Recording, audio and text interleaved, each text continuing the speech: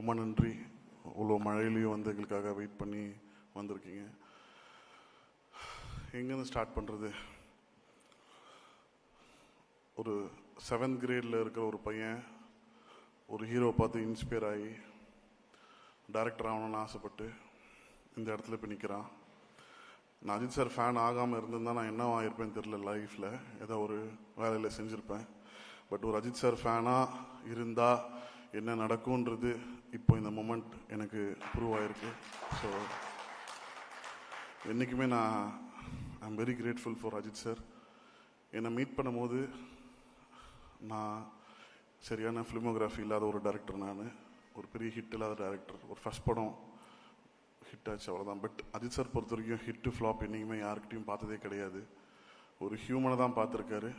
என்கிட்டேருந்து அதை எப்படி அதை பார்த்தாருன்னு இப்போ வரைக்குமே ரொம்ப ஆச்சரியமாக இருக்கும். நான் சார்கிட்ட கூட நான் ஸ்பாட்டில் கேட்டிருந்தேன்.